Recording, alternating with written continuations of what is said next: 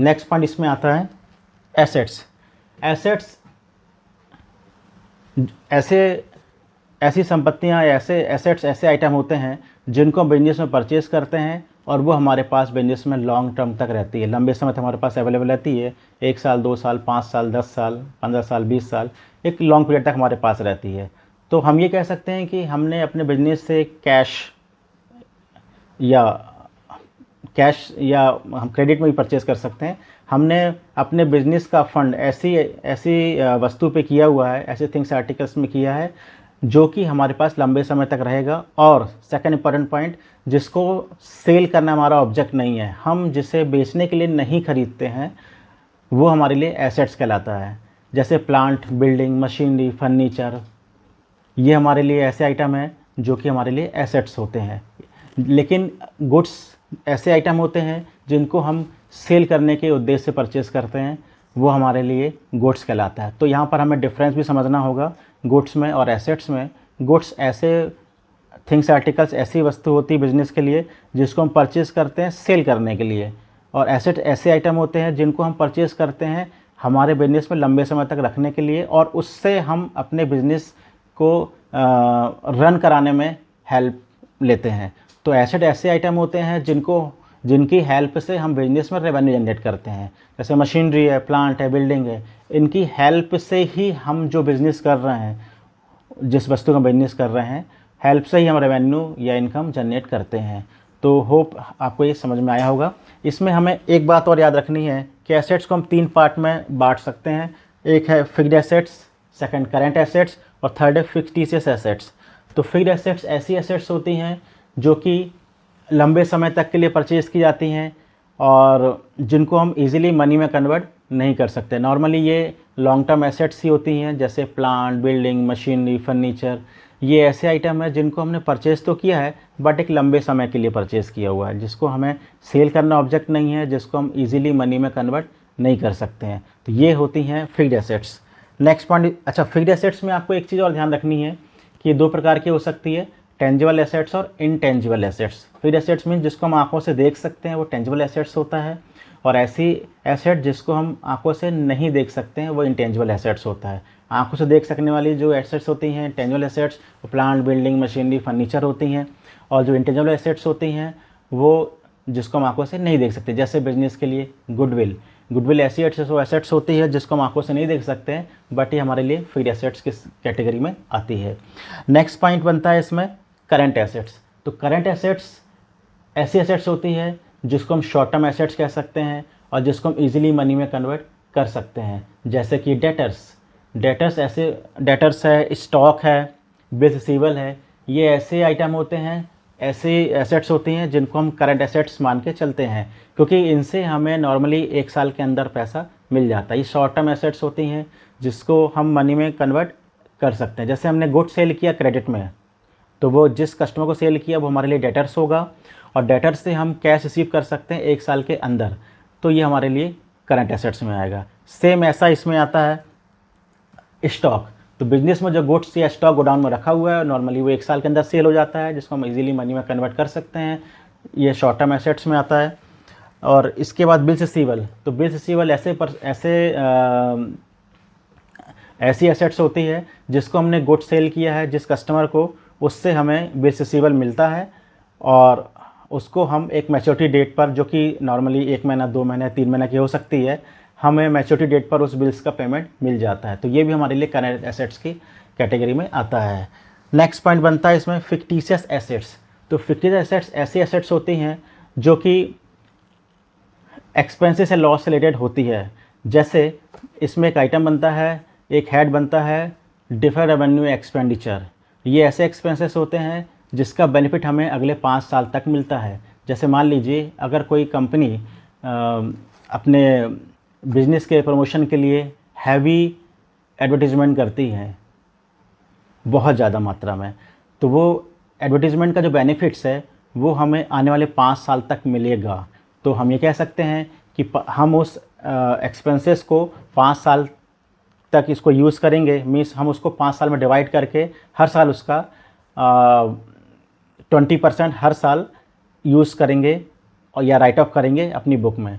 तो ऐसी एसेट्स जिसका बेनिफिट हमें, या ऐसे एक्सपेंसेस जिसका बेनिफिट हमें अगले 5 साल या 2 साल या 3 साल तक मिलेगा, एक से ज़्यादा ईयर में, तो उसे हम कहते हैं डिफर्ड रेवेन्यू एक्सपेंडिचर। तो यहाँ पर एक बात आपको याद रखनी है कि डिफर्ड रेवेन्यू एक्सपेंडिचर में हम वो पार्ट लेते हैं एक्सपेंसेस का जो कि करंट ईयर के बाद के होते हैं। जैसे मान लीजिए हमने 1 लाख रुपए इन्वेस्ट किया और इसका बेनिफिट हमें 5 साल में मिलेगा एडवर्टीज़मेंट का, तो जो हमारा हमें से 20% अगर हम 5 साल में इसको डिवाइड करें तो 20-20 हज़ार रुपये, 20,000 रुपीज़ एवरी ईयर इसमें आता है 5 ईयर्स के लिए। तो जो हमारा करंट ईयर अभी चल रहा है, जिस ईयर के लिए हम अकाउंटिंग बना रहे हैं, उस ईयर का हमारा जो 20,000 रुपीज़ एक्सपेंसेस होगा वो तो हमारा करंट ईयर का एक्सपेंसेस है, जिसे हम एक रेवेन्यू एक्सपेंसेस मानेंगे। लेकिन जो आने वाले 4 ईयर्स का जो हमारा एक्सपेंसेस होगा वो हमारे लिए डिफरेंट रेवेन्यू एक्सपेंडिचर होगा, और उसको हम फिक्स्ड एसेट्स मानेंगे और इसे हम बैलेंस शीट में एसेट साइड में इसको शो करेंगे।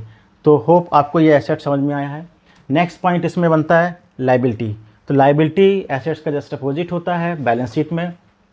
लायबिलिटी मीन्स हमें जो बिजनेस हमें मीन्स हमारे बिजनेस को जो पे करना है, जो लायबिलिटी है, जो रिस्पॉन्सिबिलिटी है, वो हमें पे करना है। तो इसमें लायबिलिटीज़ में बहुत सारे हेड्स होते हैं, जैसे कि कैपिटल जो कि हमने सेपरेट एंटिटी कॉन्सेप्ट के लिए हमने बताया था कि सेपरेट एंटिटी कॉन्सेप्ट एक ऐसा कॉन्सेप्ट होता है जिसमें हम बिजनेस और बिजनेसमैन दोनों को अलग अलग मान के चलते हैं।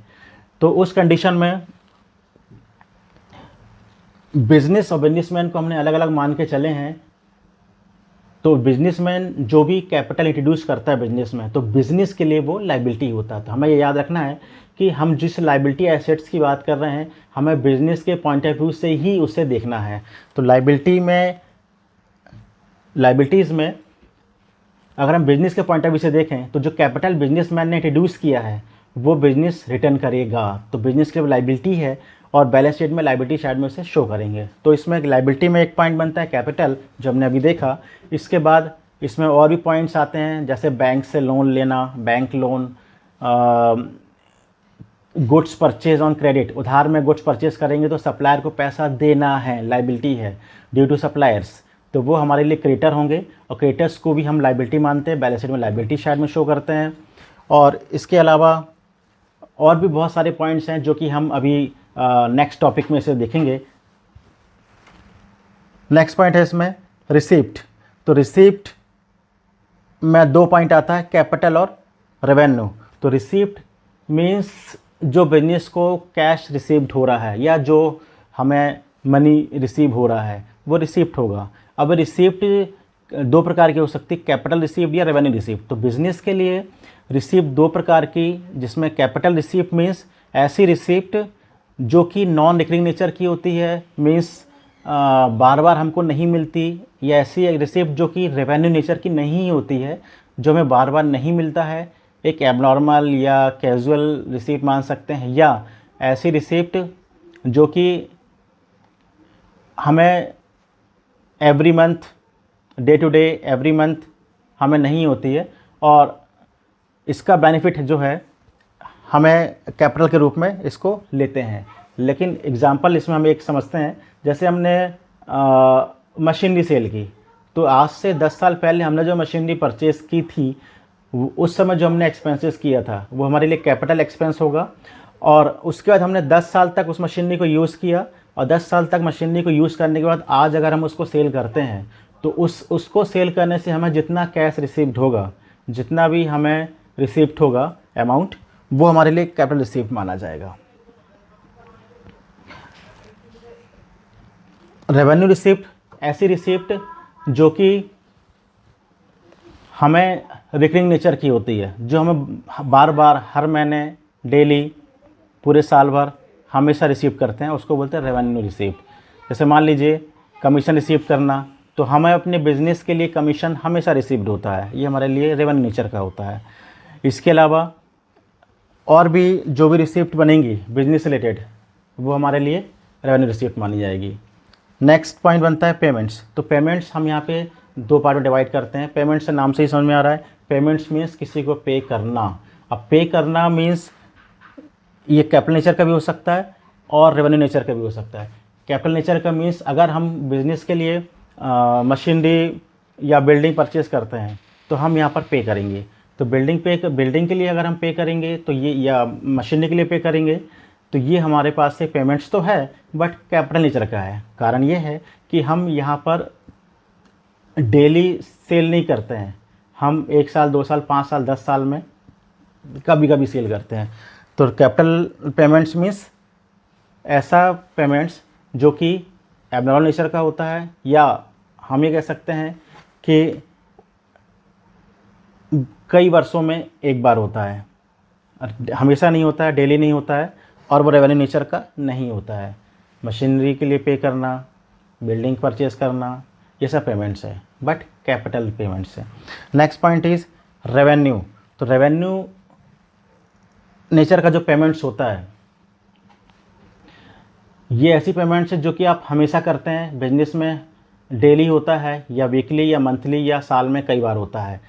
रेवेन्यू नेचर का होता है, ये रिकरिंग नेचर का होता है, जिसको हम बार बार पे करते हैं। जैसे इलेक्ट्रिसिटी पे करना बिजनेस के लिए एवरी मंथ पे करते हैं, सैलरी पे करना या रेंट पे करना, ये सारे एक्सपेंसेस जो हैं ये बिजनेस के लिए रेवेन्यू नेचर के होते हैं। तो होप आपको कैपिटल रिसिप्ट और capital payments, revenue receipt and revenue payments में आपको डिफरेंस समझ में आ गया।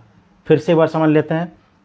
पेमेंट्स और रिसिप्ट, ऐसी पेमेंट या रिसिप्ट जो कि कैपिटल नेचर की होती है या बार बार नहीं होती है, जो कि नॉन रिकरिंग नेचर की होती है, वो कैपिटल नेचर का माना जाता है। और ऐसे रेवेन्यू नेचर मीन्स जो कि बार बार होती है और हमेशा उसको पे करेंगे, रिसीव करेंगे, वो हमारे रेवेन्यू नेचर का होता है। तो होप आपको ये सारे पॉइंट्स एकदम क्लियर हो गए होंगे। अगर इसमें कुछ भी डाउट्स है तो आप हमें कमेंट करके पूछ सकते हैं और हम उसका रिप्लाई डेफिनेटली करेंगे। और अगर आपने हमारे चैनल को सब्सक्राइब नहीं किया है तो सब्सक्राइब करिए, शेयर कीजिए।